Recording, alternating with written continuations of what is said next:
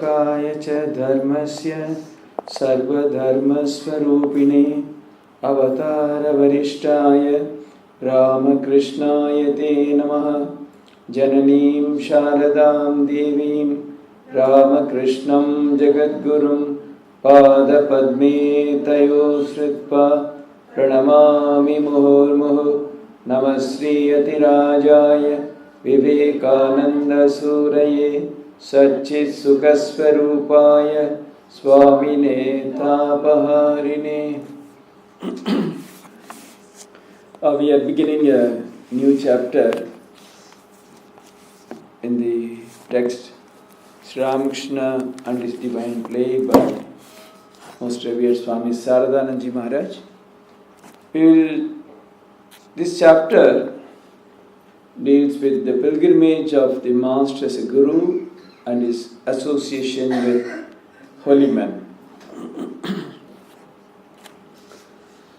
So in the beginning, Sat Maharaj tries to give us a glimpse of the extraordinary life of Sri Ramakrishna. He says, it is not possible to record everything about the Master, inspired as a Guru and established in Bhavamukha, enacted his divine play in so many places, among so many people and in so many ways.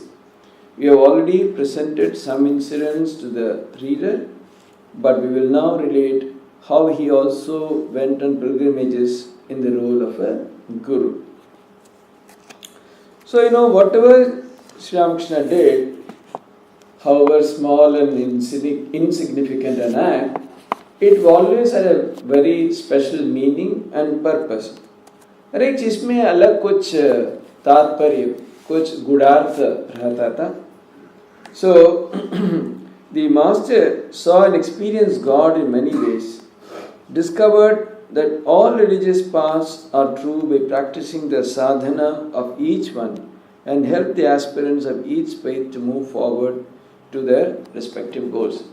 क्या साधारण whatever we learn about great souls, महापुरुष, ये सब के बारे में maximum ज़्यादा से ज़्यादा तक एक पद पे जाके कुछ उन लोग अनुभव किया था. That was all they had, the maximum they could think about. But he was endowed with such powers that he went through the paths of several religious orders or religious traditions. And then also, not only did he reach the pinnacle or the goal, he also helped many others in their spiritual journey to go forward. So he says, Sat Maharaj, even in the ancient times, Vedic rishis or great other souls realized God by adopting a particular spiritual attitude. किसी को एक एक भाव लेके साधना किया था. And they experienced the truth according to that path. Perhaps they also had a little glimpse of the truth according to some other traditions or paths also.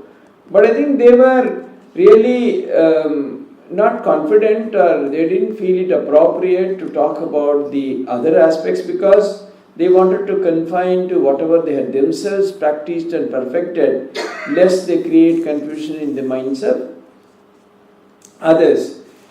So because of all that, so मान लीजिए कोई वात्सल्य भाव से भगवान की प्राप्त किया था, उसमें उनकी बहुत दूर पहुंचा किया था. सो उनके साथ जो सख्य भाव से साधन करते थे उनके साथ झगड़ा होता था, और somebody उसकी चाहे शांत भाव की, मधुर भाव की कोई आधार होते थे, साधक होते थे, उनके साथ जमता था नहीं. So like that, that is how religious conflicts used to happen, because कोई किसी रास्ता पे जाके अपना जीवन में किसी तरह सत्य के अंत में वहां पहुंच गया, ठीक है, लेकिन उनकी दृष्टि उतना ही था, वो दूसरा तीसरा रास्ता पर भी जाके अंत तक पहुंच सकते हैं, इतना नहीं जानते थे उन लोग. That's what at least Satma says. Although this may not be very easily accepted by many others, because I find little, even Satma, for all his liberality, doesn't appear to be that liberal, in the sense that he says that is the difference between Sri Ramakrishna and others. They all had realized according to a particular path, and then they were not so much aware of the other shades. So इसलिए बहुत झगड़ा होता था, and that was the reason why there was so much of religious conflict and disharmony. लेकिन इसमें there is one point, we can, because Maharaj is writing a book, we are not contesting the spiritual realizations, but then आप तर्क की बात करते थे, जो भी जैसे कोई सत्य के वही ठीक जगह पे पहुंच जाता है, he cannot have fight with anybody else. That's not possible.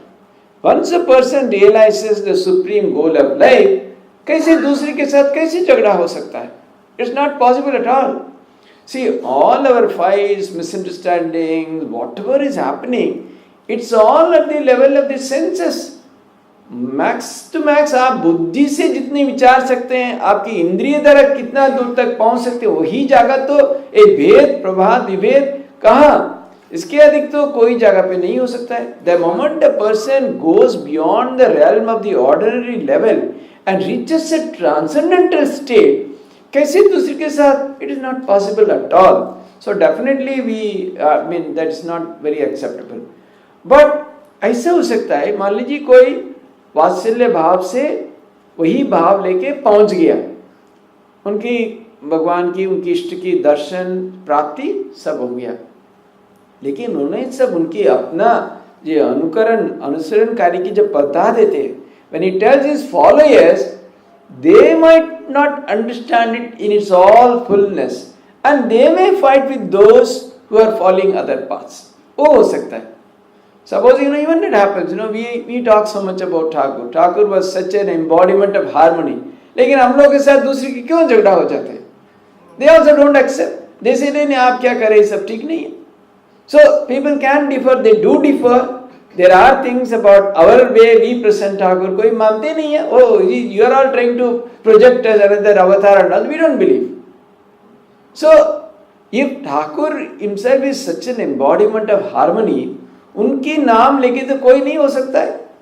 That is the difference between those who are the founders and those who have realized and those who are the so-called followers. Because जब तक हम लोग का अनुभूति नहीं है, when we are far short of that real goal, जब भी हम लोग कुछ बोलना कोशिश करते हैं, बातें करते हैं, automatically that creates discontent, disharmony, difference of opinion, बहुत कुछ उसी से उत्पन्न हो सकता है. Because we are talking about something which we do not really own up. हम लोग के वैसे अनुभूति नहीं है, फिर भी हम लोग बातें करते हैं. So there is a big gap between what we talk about and what is the thing by itself. So that is why people, so supposing you are a man of realization, आप किसी को बताएंगे, एक क्षण में उसको समझ में आ जाएगा. समझ में उनका अनुभव नहीं भी होगा, आपके सामने वो दूसरी तरह की बातें बिल्कुल नहीं कर सकते. If you are a man of realization, the moment you talk of something superior from your experience, आपके चेहरा के सामने वो कुछ बिल्कुल कुछ नहीं कर सकते. He cannot open his mouth before you because your life, your very language, your words, your every expression, your very personality will breathe harmony, will breathe truth. वही जगह पे there cannot be any difference. Only because lesser waters talk about greater truths, all these difference of opinion, fights, everything is happening. Otherwise, all the founders of all religions, they all talked about only the highest truth, and they are really realized also. But when it comes down, first of all, they themselves can't convey exactly what they experience, because there is a gap between their experience and what they are expressing. Even in case of Thakur ने खुद कहा, मैं बोलना चाहता हूँ लेकिन नहीं बोल नहीं पाता हूँ, because mother is holding my throat and preventing me from expressing. So that which is inexpressible cannot be expressed in words. So उसमें कमती तो होगा ही. फिर when you distribute it down the line via the belt, there is further loss in transmission, then sheep बनाने के बैठ के बंदर बना देते हैं अंत में. That's what happens at the end. So that is not neither the fault of the system, nor the philosophy, nor the founder. The whole secret lies in understanding. That is why Sri Ramakrishna said, "Aisa mat bati karo, don't waste your time, sadhan karo." Religion is realization. That's what Swamiji said. That's what Thakur said. Practice karo, abhyas karo, sadhan karo. अपना जीवन में उपलब्ध करो, किसी को बोलना जरूरत नहीं है, आपके देख के आपका चेहरा से सब निकालेगा. That tremendous, that aura, that spiritual vibration, that shine, that glory, that will manifest through your very life. So, he says, various contradictory doctrines evolved from the preaching of those stereotyped and narrow religious views. This made the path of God religion so complicated that it appeared to be impossible for the human intellect to disentangle the intricacies and see God. So that is, of course, is one view. Supposing, even if you say it is my path is Vatsalya Bhava, what is complicated in it? The point is you follow that and see. Any option is there, you see. Supposing iski aapki pasand hai, it's like a huge departmental store. Aapke jo pasand hai le lo, karo. Without that, if you keep on only selecting, supposing 3 घंटा आप एक माल में घूमते ही रहते हैं, ये लूंगा, अंत में कुछ नहीं लिया, you go to कई शोरूम गया, कुछ नहीं खरीद किया, what is the fun? Buy something, decision ले लो, कोई हद है ना ऐसे. 3 hours they roam, they buy nothing finally. Make all the shopkeepers take out everything and come out empty-handed. That is not the way. Take a quick decision, खरीद कर लो, बस. Then enjoy. If it is not that, you go. नहीं, उसमें इतना नहीं मिल रहा है. यही मेरा, इसी से अधिक यही चाहिए. I want more protection, more heat, more sweet, more, जो भी. So, that is, the difficulty is not in any doctrine or anything. Difficulty is in following. Difficulty is in practicing. Difficulty is in doing sadhana. That is the real difficulty. So, it was simple. Shortly before the advent of the Master, worldly and hedonistic Western materialism found an opportunity to enter the educational system of India with irresistible force, polluting the minds of immature boys and young men and flooding the country with atheism, foreign ideas, and the craving for sense pleasures. Who can say how far this would have gone if for the Dharma Sangstapana, Punastapana by Thakur? So he says all these were flooding the India, बहुत कुछ खराबी हो रहा था, it's all there. So only because of the advent of the Master, again they were, actually, see, I don't know, if you see everywhere else, this is the normal trend. Before the advent of every avatar, the picture was very similar. If you see, it's only an occasion. What you say is Western ideas, foreign ideas. Whatever is alien to your nature is foreign. What is the real nature of man? Real nature according to Hinduism is a life of balance, life of regulation, life based on dharma, where there is place for dharma, artha, kama, moksha. आप इसी से जब ही हट जाएं, भटक जाएं, automatically you are under foreign influence. अभी इतनी दूर से आया, आप अपना देश से पैदा होता था. So it was same. Whether it is due to the advent of Kamsa, or whether it is due to the advent of Macaulay, or whatever it is, any foreign influence is that which takes you away from your spiritual path is foreign influence. So every avatara occasion was that creation of something which diverts you away from the path of dharma, from the path of regulated life, path of samyam, path of control and restraint. So naturally this was also another. So this was, it was being seen more manifested in a very, very blatant manner, you can say. The influence seemed so powerful and so graphic was the description. See, just as, for example, if you take a contemporary example, पहले क्या रिश्वत नहीं लेते थे? जरूर लेते थे. People used to be, people are corrupt from time immemorial. But अभी सब मीडिया आ जाती है, सब तस्वीर उठाते हैं, 24/7 ब्रॉडकास्ट करते हैं, सब गांव-गांव से सब इसीलिए बातें करते हैं. So, like that, the corruption or the advent of the Western ideas, it was new. So it looked very powerful and very much challenging and damaging the ancient values, the roots of the Indian culture and our tradition, etc. So the master showed that Hinduism and Islam are equally valid, even though their social rules, manners and customs contradict each other and mountain high differences exist between them. Aspirants of each religion worship the same God, though in different ways, and following diverse paths, but in the course of time, all become one in love with the God of love. So this we are saying because it's in our blood. Thakur to Hindu te pehle. So in Hinduism, this idea is always there. Ekam Satyapura Bahuda Vadanti. But if you go and tell Musalman, he says he doesn't accept. So the harmony idea is, is always part of our system, part of our culture, part of our acceptance. So what they say is, if we all are same, why don't you worship only Allah? Where is the need for a second God? That is their constant refrain. He says everything in the world, Allah is the only supreme and only one reality. Everything else is coming out of that only. So why do you bother about other gods and goddesses? All are, whether you recognize or not, the entire world, there are only Muslims and nobody else. That's what the traditional followers of Muslims say. आप नहीं जानते हैं लेकिन आप मुसलमान ही हैं. Because there is nothing else in this world, because all are the children of Allah. So there is only one Allah, only one God, that is Allah, and all are His children.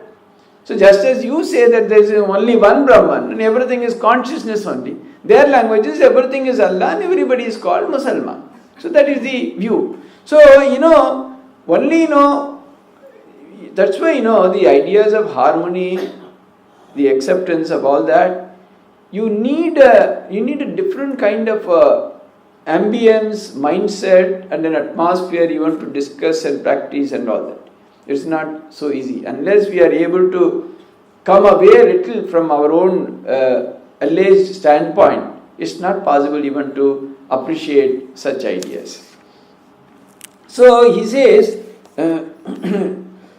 he preached that eventually the worldly West would realize that peace comes through detachment and would experience the truth that the religions preached by the rishis and avatars of India and other countries are equally as valid as Christianity, finally becoming blessed by reconciling the active and the contemplative life. The more we study the life of the wonderful Master, the more we shall see that he does not belong to any particular country, nation, sect or religion. One day all the nations of the world will have to take refuge in him to attain peace. The Master is established in Bhavamukha will enter people's minds as liberal ideas, breaking all narrow barriers, putting people in his new world and binding them together with a unique cord of unity.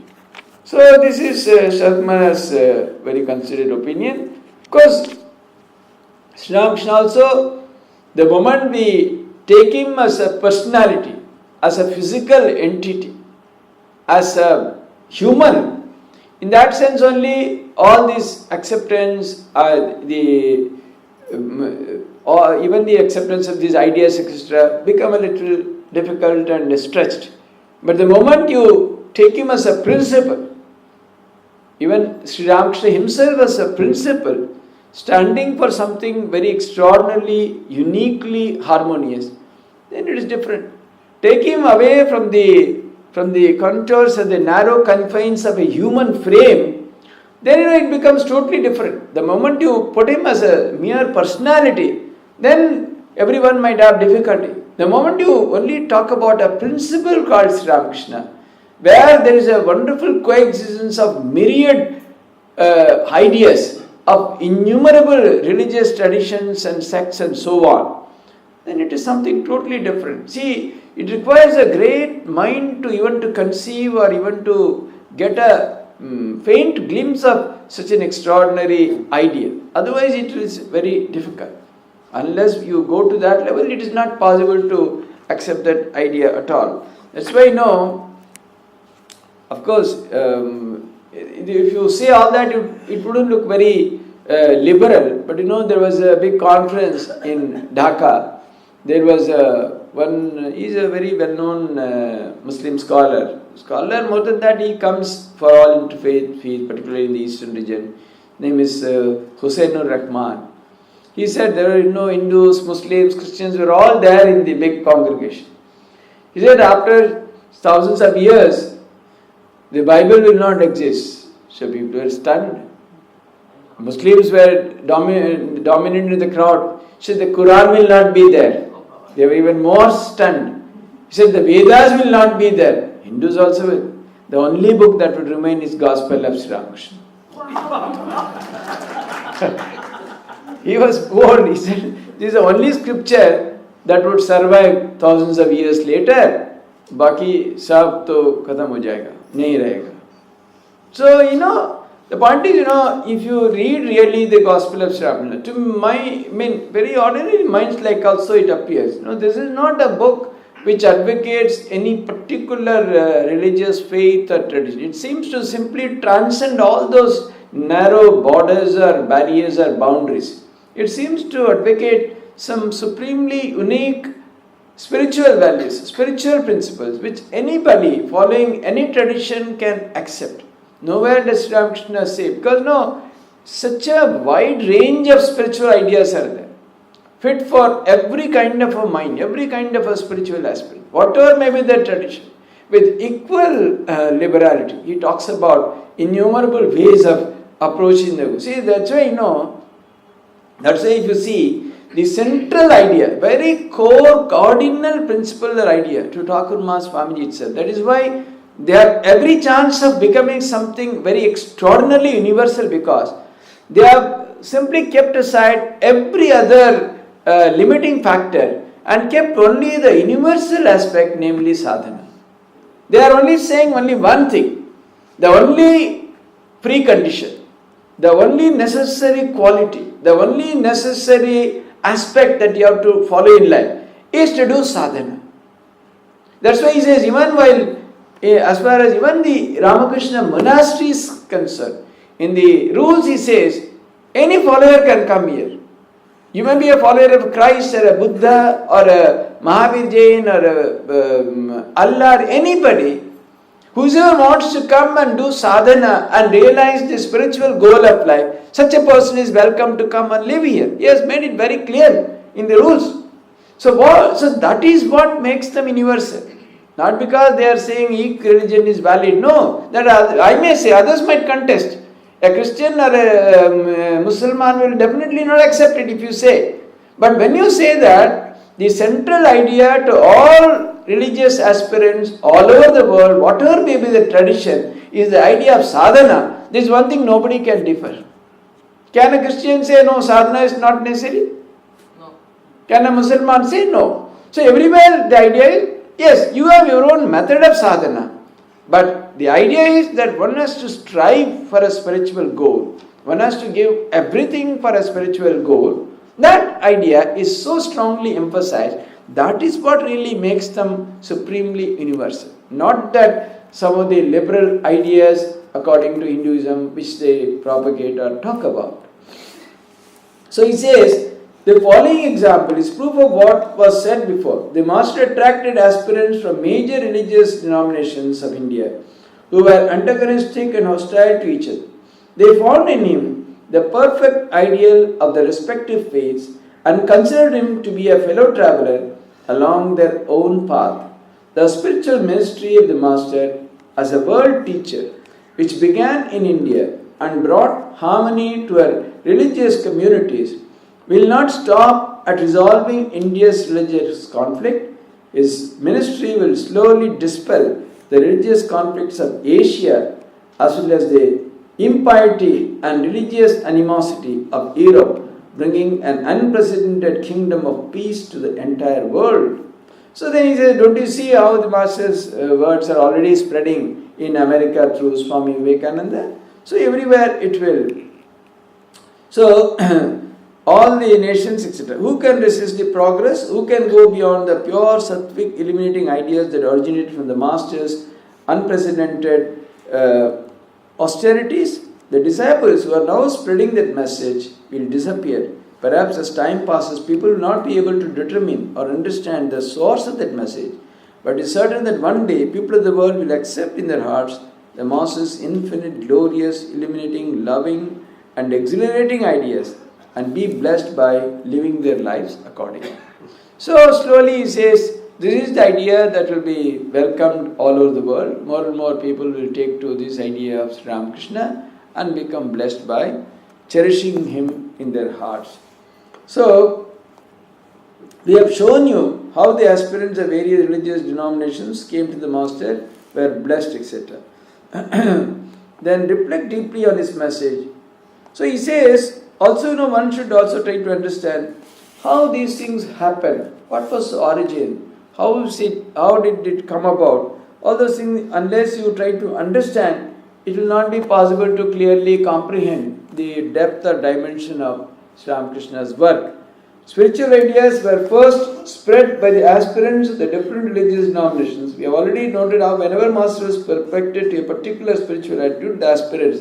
This we have discussed. So whenever he was taking turn toward a particular spiritual idea, whenever he was deeply engaged in sadhana according to that mode, then someone from that tradition would come, and then before him Sri Ramakrishna would enact that play of the culmination or perfection in that line, and that is what that person would carry home, and then that is how that tradition would get strengthened. So like that, each tradition was slowly strengthened by Sri Ramakrishna. When Bhairavi Brahmani came, she taught him all the nuances of the 64 tantras, and all in Sri Ramakrishna attained perfection in each, and that is how many of these tantric practices became very powerful, very valid.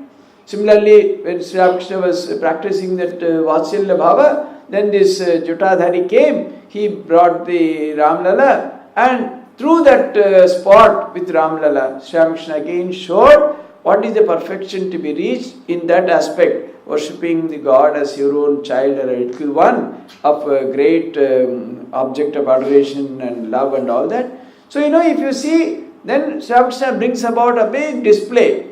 Whatever was there, these truths were definitely realized earlier.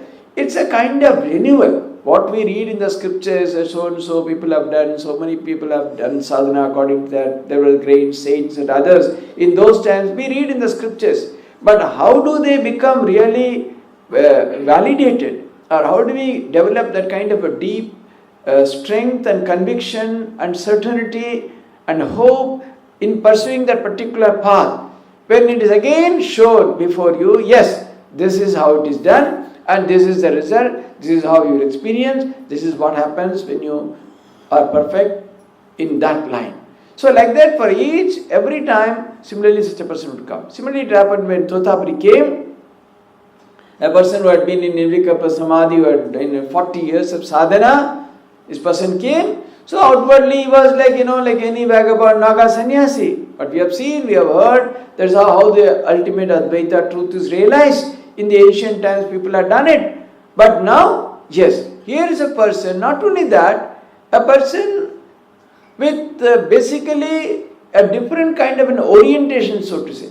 A person who was day and night involved only in worshipping that kind of a personal God, worshipping the Divine Mother or the Principal as her own little son or a dependent child. How such a person would run to the Divine Mother for every small thing? How even such a person, basically for a spiritual material, how it is possible for you to transcend even your own little limitations or your own shortcomings or your own pet ideas, how you can go beyond that, that was also demonstrated. How a person who could not think of anything even for a moment without the Divine Mother, completely gave up that very idea mentally and immersed in sadhana, and such a short time reached the highest goal and proved to the world how one can be immersed for months together in such a deep Nirvikalpa Samadhi. So everything like that, each tradition was again demonstrated by Sri Ramakrishna before the world. Of course, only they recorded some of the traditions, some of the instances we know. But in his long time he spent in Dakshineshwar, how many more such dramas, how many more scenes he must have enacted, we do not know. But those, whatever have been recorded, they are so powerful and so complete and so realist, so real and so convincing. So that people who do sadhana according to those paths, they get certainty about their paths. Avatars and ordinary souls who differ only. So you see, Sri Ramakrishna himself would say that from the Master told us a game piece that travels through all the squares before it reaches home. It's only when one experiences all conditions, from that of a sweeper to that of an emperor, and is convinced of their worthlessness by seeing, hearing and enjoying them for oneself, that one can reach the state of Parahamsa and become a true knower of Brahman. So, to get a complete view, not a partial view of the reality, one has to go through a gamut of experiences, ever so many aspects of life, in ever so many shades and forms and so on. He will describe later on how Sri Ramakrishna himself was subject to so many different kinds of ordeals, how his life journey progressed. So he says, this is how an aspirant can reach ultimate reality regarding what is needed to become a world teacher. The master said, to kill others one needs a sword and a shield, but to kill oneself a nail parer suffices. If one wants to be a true teacher, one has to gain knowledge by undergoing all kinds of experiences, thus becoming more powerful than ordinary people. So, basically, just for oneself, you can go through a particular path, take hold of a particular ideal, do intense sadhana, you can teach. But if you want to become a guru, if you want to become a true teacher of humanity, you must have a variety of religious experiences, go through different paths, experience it from every angle, so that you are ready to teach any kind of, it's not necessarily aspirants of only a particular line or a particular kind of understanding alone will come to you. Then only until if others come. So for that purpose, you must know about many faiths, many traditions, many experiences, many struggles of the life, and then only you can teach others. Otherwise, you'll be one-sided. But then basically, the avatars, perfected souls and ordinary souls differ only in the amount of Shakti or power that they possess. So basically this is also in tune with the idea of the ultimate reality or the Advaita consciousness. Basically everything is same, but then the way they are, the receptacle in which they are kept, the way they are made to manifest, they are given different coatings. Ramakrishna also gives so many different ideas about all that. The same thing, what you clothe it in a different models and different receptacles and vessels and all that. So accordingly they get a different shape. But basically, supposing the same sweet meat, you give different shapes, like a horse, like a fish, or like a elephant, or everything. But basically it's only the sugar and the basic ingredients. But they look, yes, this is sugar. You don't no longer say it is sugar. You say it's an elephant sweet, this fish sweet, or whatever it is. But inside it is same. But then the manifestation in a different receptacle. That's the difference where an avatara or a great Mahaprusha, a special Adhar, and an ordinary soul, that is where they differ. So that while it gives us the idea that yes, there are differences in manifestation, at the same time that gives you the basic confidence that each and everyone can realize or manifest the highest truth, because essentially सबके अंदर एक ही चैतन्य विराजमान है. So you, me, everybody, जिन व्यक्ति साधन करेंगे वो जरूर सिद्ध होंगे. They will definitely reach the goal. But depending upon your own nature, predilection, adhar, then naturally the manifestation or the expression of the Shakti, that becomes different accordingly.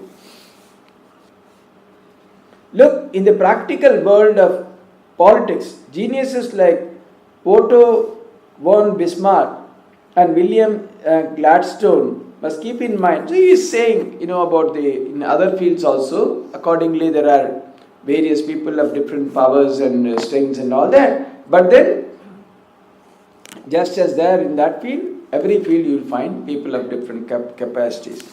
So avatars and true teachers must know the following. How did the rishis of previous ages introduce various spiritual movements? Now how have these movements taken shape after all this time? What is the good of each tradition? How much it has contributed? Where it is going wrong? What will happen if it is allowed to go along this line? Where it is to be corrected? What is the measures to be adopted for correction? So all those, Naturally, if you want to intervene, it's like a spiritual doctor. Unless he knows the patient's symptoms, the origin, how the disease happened, how they have suffered, what is happening, he will not be able to apply the cure. So, these are all definitely necessary. If they do not have a clear understanding, how will they comprehend the present condition of the people? One cannot, of course, you see, these explanations are also from a very normal, practical point of view. But if a person is truly is a great avatara, born with that kind of an extraordinary power, obviously the very advent and avatara is to make that correction, to bring about the changes that are necessary for mankind. So it is not necessary for that avatara to do any study or go through books or this and that to learn all that. Automatically that will be revealed, that will be reflected. But then obviously they are aware of the conditions, the corrections to be made, etc. That is how they can go about. Consider the various situations the master faced in his own life. He was born in a very poor family. The very existence was a big struggle. Then he lost his father at a very young age. Then he had to accept a job in a temple and serve a rich man. See, all these are all not normally expected for a great personality who had come to earth to redeem mankind. But, he had to go through all that because these are the types of situations which normal, ordinary people face. An avatara, unless he does the experiment, shows to the world that given these difficulties, given these situations, still it is possible. How will ordinary people gain faith? They will say, उन्होंने तो क्या, उनकी इतना अच्छे सब मिला, वो कर लिया, मेरा कितना दिक्कत है, मैं कैसे करूं? मेरा इतना पॉवर्टी है, मेरा खाना नहीं मिल रहा है, मैं कब भगवान की कैसे बुलाऊं? But here is a person with dire poverty, father dying at a very young age, nobody to support, then coming to Calcutta at a very young age, in spite of all that. So it is possible. So these are all only to show the people in very difficult straitened circumstances how under different difficult conditions also still one can keep up a spiritual ideal if a drift is towards a spiritual goal. And Mathur, inspired by his love, and so he was, he had to endure his relative scoldings, humiliating words and laments, etc., etc. जब साधन करते थे कितना दिक्कत था. People used to call him mad, वो तो पागल हो गए. Somebody would say, इसको बीमारी है, उसको डॉक्टर दिखाओ. In spite of all that, to keep it up. And yet, quite often, if you do a little sadhana, if somebody says, we ourselves get down. अरे क्या मैं ठीक कराऊँ ना, क्या हो रहा है मेरा? Let alone others say, we ourselves get down. But still, in that condition, to hold on to that supreme ideal and work, yes, अंत में तो विजय तो हुआ, लेकिन how much you have to pass through? Mathur Babu coming and serving him and being his rasadhar and all that, ये तो बाद की कहानी है. पहले तो ऐसा नहीं था. Everybody was watching him and finding out उनका क्या सचमुच अच्छा कुछ है क्या. So naturally that is how it happens. Thus the master experienced diverse conditions, remained unperturbed in all circumstances, and passed every severe test. On one hand, his supreme devotion drove him to perform extraordinary austerities for God realization and awoke his transcendental and subtle yogic vision. On the other, his varied experience in the world gave him perfect understanding of the mental conditions of all types of people. He also learned how to deal with people tactfully and how to emphasize with both their happiness and their misery. It is evident that the master's authority as a guru developed by means of those internal and external situations becoming more apparent every day. Of course, Sri Ramakrishna's life also, the life and philosophy and the way he was functioning, all that, it's very difficult to really capture in a book like this. Because Sri Ramakrishna did not voluntarily undertake any such education. Everything seemed in his case to be pre-arranged. जब भी जैसी जरूरत था वैसे ही आ जाता था सामने. Even in matters related to the world, whatever is to be, anything, that's why, a person, see, tasmin bhagavo vijñāte sarvamidam vijñātam bhavati, that condition, that question, the answer is if you know Brahman, everything is known. Nothing remains unknown to you, knower of Brahman, because if that which is the substratum, that which is the basis, that which is the in and through everything, otaprata, that kind of a permanence, if a person gets hold of that, nothing remains unknown to such a person. So he need not undertake any education in management or how to deal with people, how to learn and this and all that just come by itself. But a mere wish. You see, many times, many of the things, many of the examples that we used to quote this and that, just by mere observers. Wherever you would go, such sharpened powers of intellect, mind, sight, hearing, grasp, everything. But 100 times if you read, if you cannot understand, just by merely casually somebody mentioning once, it would register so deeply. Because it was such a powerful instrument. He did not undergo any kind of a training or a grounding or this and that for all his knowledge which he had acquired in the world. As far as the practical world is concerned, it was just very spontaneously. That's why somebody asked, what if a Brahmagyani, can he run a plane? Yes, he can. If he wants, if he puts his mind, he can. But it is not possible for such people to bring their minds to those levels. Somebody, Sri Ramakrishna expressed a desire to see this microscope. So somebody brought, just in a couple of minutes, he said, you take away, I don't have any interest in it. Because the point is, the unreality of the world, the insubstantial or the hollowness of the earthly existence, strike them so powerfully. Even for a minute or a fraction of a second, if the mind goes elsewhere, to know something in what we ordinary partner call as gathering knowledge and knowing, immediately, there is a automatic self-generated mechanism within that immediately prompts and takes the mind away and back to that. See, for us, with great difficulty, we try to take our mind away from the world and its allurements. For them, it is with greatest of difficulties, for a fraction of a second, they put their minds on anything that is called existential or pragmatic or worldly. So, naturally, such a mind, wherever it's like a searchlight, in a fraction of a second, everything is revealed to such a powerful mind. So it was not at all, see how you would teach Holy Mother, many of those practical things. Did he undergo any training himself? Did anyone teach him? So the 5 साल 6 साल से so स्मशान में बैठ रहे थे, कौन सिखाया उनको? Who taught him everything? कौन शिक्षा दिया? Everything, he sees someone, immediately the whole thing is revealed. So that is how he used to teach Holy Mother how to do this, how to trim, wick and this and that. Whatever he taught, everything was because he had such a huge storehouse of knowledge that was not acquired in a normal sense as you and I acquire knowledge, either by reading books or through some training. That was because he was guided by a higher power, a greater, superior intuition, an intellect which is not of the ordinary human type, but as probably if you put it in Arvindo's language, is a kind of a supra mind which had the capacity to simply grasp anything, wherever it wanted, it could reach and penetrate that. That was the secret. Om Shanti Shanti Shanti Hari Om Tat Sat Sri Ramakrishna Namastu. Of course, in this chapter, Sharma does quite a lot of intellectual discussion and trying to put forth arguments in favor of Sri Ramakrishna's certain qualities. But I think that, much more than, they are not,